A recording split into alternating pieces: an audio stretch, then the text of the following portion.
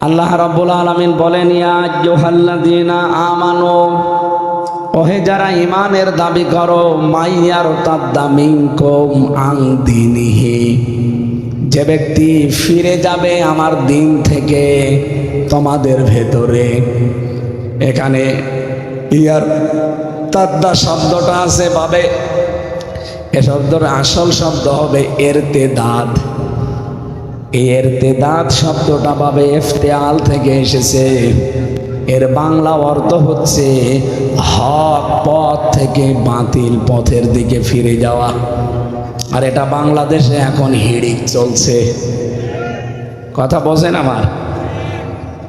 হক পথ থেকে যারা বাতিল পথের দিকে, বিভিন্ন বাতিল পথের দিকে যারা ফিরে চলে যাচ্ছেন, তাদেরকে আল্লাহ জানিয়েছেন, মাইয়ারতাদ্দা মিনকুম আন দীনিহি, তোমাদের ভেতরে যে ব্যক্তি আমি আল্লাহর দিন থেকে ফিরে চলে যাই, ফাসাউফা ইয়াতিল্লাহ, অতি শীঘ্রই আল্লাহ তোমাদেরকে জানিয়ে দেবেন, দেখাবেন, বিকাউমিন ইউহিব্বুহুম ওয়া ইউহিব্বুনাহু, এমন একটা জাতিকে তোমাদের উপরে আল্লাহ বিজয় করে দেবেন যারা আল্লাহকে ভালোবাসে এবং আল্লাহও তাদেরকে ভালোবাসেন।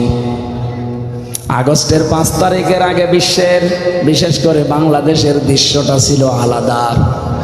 আগস্টের 5 তারিখের পরে আমরা অনেক কিছু আয়াতের সাথে মিল পাচ্ছি। বহু মানুষ আল্লাহর দিন থেকে অলরেডি মুখ ফিরিয়ে নেওয়া, কোরআন থেকে, ইসলাম থেকে মুখ ফিরিয়ে নেওয়া আরম্ভ করেছে ঘোষণা দেওয়ার মাধ্যমে। কি কথা বলেন না কেন? আপনি দেখেন অনেকে প্রকাশ্যে এখন বলছে কোরআন ভাওতাবাজি। এই কথা বলেন না কেন? কেউ কেউ জানাচ্ছে আল কোরআনের আলো ঘরে ঘরে জ্বালো, সংসদে জ্বালো। এটা একটা দলীয় স্লোগান।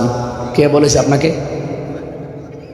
কোরআনে কারিমে ১৫০০ বছর আগে আল্লাহ আয়াত দিয়েছেন, ওয়ানুনাজ্জিলু মিনাল কুরআনি মা হুয়া শিফাউ ওয়া রাহমাতুল লিল মুমিনিন। সূরা বানী ইসরাঈল 15 নম্বর পারার 9 নম্বর পৃষ্ঠার 2 নম্বর লাইনের 82 নম্বর আয়াতের প্রথম অংশে আছে। আল্লাহ বলেন, একবার নাজিল করার ধারাবাহিকতা এমন এমন বিধান আমি দিয়েছি যেটা আমার মুমিন বান্দাদের জন্য রোগ মুক্তির কারণ, শেফা। 3.5 হাত বডি থেকে শুরু করে আন্তর্জাতিক জীবন পর্যন্ত এমন কোনো জায়গা নেই যার রোগ মুক্তির জন্য কোরআনে আল্লাহ বিধান দেয়নি। সব ঔষধের ভেতরে আছে। যদি কেউ এটা গ্রহণ করতে পারে, আল্লাহ গ্যারান্টি দিয়েছেন তার রোগ মুক্ত হবে। আমরা এই হিসাবে জীবনে যেহেতু চলার পথে বহু দিক আর নির্দেশনা, বহু দিক আর বিভাগ আছে। এর ভেতরে যদি পরিবার একটা বিভাগ, সমাজ একটা বিভাগ, অর্থনীতি একটা বিভাগ, রাজনীতি একটা বিভাগ। এক কথা বলেন না কেন?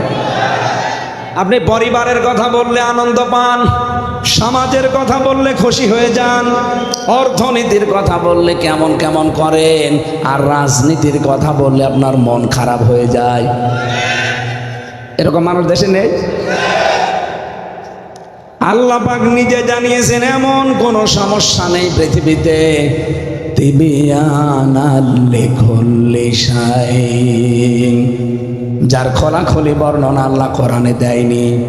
মা ফাররাতনা ফিল কিতাবি মিন শাই, সব কিছুর বর্ণনা সম্বলিত করে আমি আল্লাহ তোমাদের কাছে কিতাব দিলাম। সুতরাং আমি পরিবার চালাতে গিয়ে কিভাবে চালাবো যদি কোরআনে থাকে, অর্থনীতি চালাতে গিয়ে কিভাবে চালাবো ওইটাও কোরআনে আছে না নেই?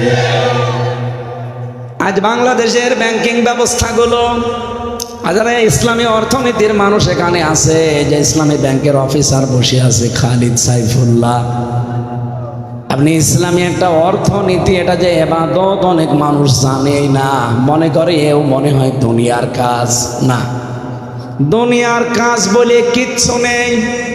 আপনি যা দুনিয়ায় করবেন সব আখিরাতের কাজ। হয় এইটা দিয়ে আপনার জান্নাত তৈরি হবে, অথবা এইটা দিয়ে আপনার জাহান্নাম তৈরি হবে। ও বাংলাদেশের মুসলমানেরা, এই এদিকে তাকান।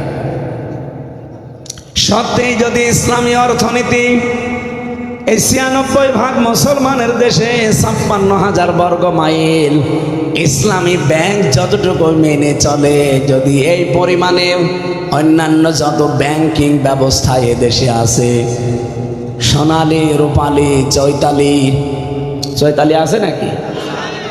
না, খুলে ফেলবে। যত ব্যাংক আছে সব যদি এই নিয়মে চলতো, ওনাদের এখানে নিয়ম করা আছে মোশারাকার, মোদারাবার, মোরাবাহার, বায়ে সালাম, বায়ে ইস্তেসনা, বায়ে মুআজ্জাল, বায়ে ওয়াহিদা, এরকম প্রায় ২৮টার উপরে আমি পেয়েছি। তো ইসলামী অর্থনীতিতে এই নিয়ম নীতিগুলো মেনে আপনি যদি ব্যাংকিং ব্যবস্থা কায়েম করতে পারেন, ব্যাংকের সাথে যত লেনদেন করবেন পুরাটা হবে ইবাদত। কি কথা বলেন না কেন? ইসলামী ব্যাংক বাদ দিয়ে যত ব্যাংক আছে বাংলাদেশে, ওখানে মোশারাকা আছে, মোদারাবা আছে, মোরাবাহা আছে। আপনি যে জিজ্ঞাসা করেন তো যে বায়ে সালাম কি, হা করে থাকবে। পরে যদি বলেন বায়ে মুআজ্জাল কাকে বলে, বায়ে ইস্তেসনা কি, ওয়াহিদা কি, ও মনে হয় বলতে গেলে বলবে আমার সময় দিন 10 বছর। আপনি এই দেশে ইসলামী অর্থনীতি চালাতে গিয়ে ইসলামী ব্যাংকিং ব্যবস্থা যদি রাষ্ট্রীয়ভাবে আমরা কায়েম করতে পারতাম, আজ ইসলামী ব্যাংকে কারবার করলে আমরা আলেমরা এই দেশে ফতোয়া দিয়েছে যে আপনার সওয়াব হয়, অন্যান্য ব্যাংকের সাথে কারবার করলে গোনা হয়, মায়ের সাথে জেনা করার পাপ হয়। এই কারণে যে নিয়ম নীতিগুলো ওগুলো ওই ব্যাংকে নেই।